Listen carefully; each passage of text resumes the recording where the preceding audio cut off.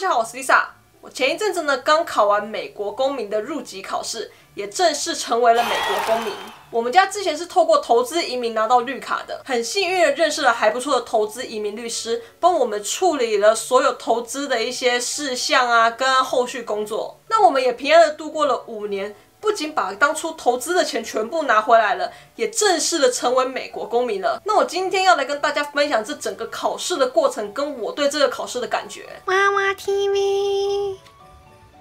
那在我们提交考公民的申请表之后呢，就有很多有经验的朋友们跟我们说：“哎呀，不用紧张啦，背一背就好了啦，不会很难啦，等等的话。”但这句话在我们听来呢，全是屁话，因为他们已经考过啦，所以他们要怎么说就怎么说啊。所以大家还是不要太听信别人的话，认真准备最实际。那我有一件事情呢，想要先跟大家说一下，我本人呢有肠躁症，每次一紧张呢就一定拉肚子。像我之前去考托福啊，或者是去考驾照的时候呢，我一到现场我就肚子痛，然后就一定跑厕所。当然这次也不例外，我一到移民局的时候呢，我就开始肚子痛了。但是我不能去厕所，因为那个时候呢，我们家只有我一个人在里面等待面试。然后我因为不知道移民官什么时候会出来叫我，所以我根本就不敢离开那边去厕所。如果当时有人陪我的话，我或许还可以叫他帮我注意一下。如果移民官叫我的话，可以帮我跟他说一下。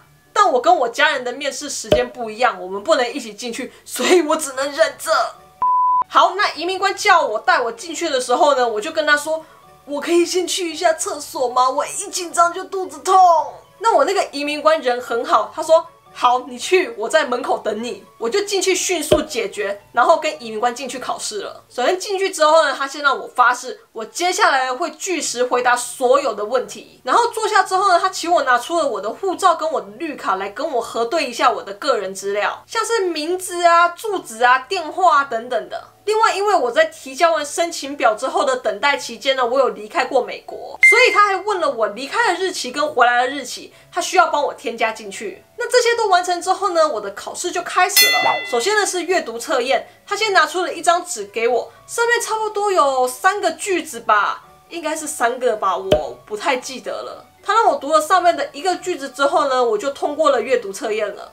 当然，如果你第1个读不对的话呢，下面还有2个可以让你读。这3个句子你只要读对1个，你就可以通过了。我记得他当时让我读的句子好像是 The president lives in the White House。那接下来呢是写的部分，一样他拿出了另外一张纸给我，上面一样也是有3个吧。移民官呢会读1个句子让你写，一样你也是只要3个对1个呢，你就可以通过了。我记得他让我写的好像是 The White House is in Washington D.C. 我一样也是1个就过了。那接下来呢是公民测验，移民官呢会拿出另外一张纸，上面会有10道有关美国的地理啊、历史啊、政府啊、公民制度啊相关等等的问题，他会念题目给你听，而你需要口头的回答它。这个你必须要答对6题以上，你才能通过。如果你前面的6题呢全部都通过的话呢，那后面呢就不会再继续问下去了。那题目呢就是从你按指印那天拿到的这一本公民考试指南里面的100套题里面出的，像是 What is the name of the president of the United States now？ 美国现在的总统叫什么名字？或是 What ocean is on the west coast of the United States？ 美国西边的海是什么海？或是 When do we celebrate Independence Day？ 我们在什么时候庆祝独立日？还有像是这个 What is the name of the national anthem？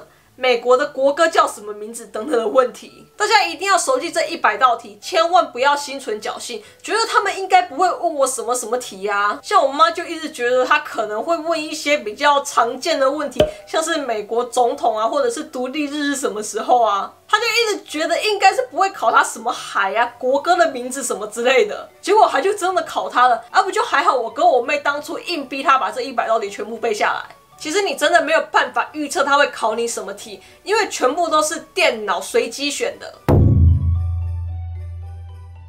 好，那考完之后呢，他就问我提交的那一张 N400 上面的问题，这个主要应该是想要测试申请人的英文理解能力跟口语能力吧，所以只要熟记那张表格上所有的问题，基本上就没有太大的问题了。其实这个 N400的问题不会太难啦，如果你的英文能力没有那么好的话呢，其实记几个关键字跟那个顺序就好了，它不会乱跳问你的啦。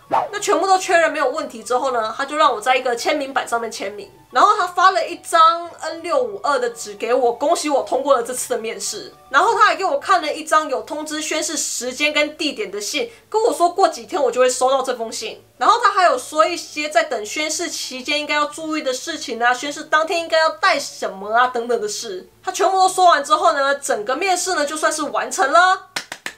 那基本上就这样啦。不过考的顺序呢，并不一定是我说的这样哦。像我妈妈的面试呢，她就是先问她 N400的问题，之后呢才开始考试。所以这可能要看移民官的习惯吧。好，那总的来说呢，我算是还蛮顺利的啦。移民官人也蛮 nice 的，一开始还让我先去厕所。N400我有一些没有听清楚、没有听明白的题目呢，他还帮我解释了一下题目。当然啦，不是每个移民官都很 nice 的，只要看你的运气跟你的造化啦。像10几年前我舅妈去考的那个移民官，好像就没有很 nice。听说他那次没有考过，然后出来就哭了。好，那以上呢就是我去考公民的整个过程啦。下次如果有机会的话呢，我再来跟大家分享我是怎么准备考试的，然后我又是怎么帮我妈妈准备考试的。好，那今天这个影片就到这里。如果你喜欢的话呢，不要忘记帮我按赞、按订阅、开铃铛、加分享。另外 ，Lisa 也有 Facebook 跟 Instagram， 有兴趣的朋友们呢，可以去帮我 follow、按赞一下哦。那我们就下次见啦，拜拜。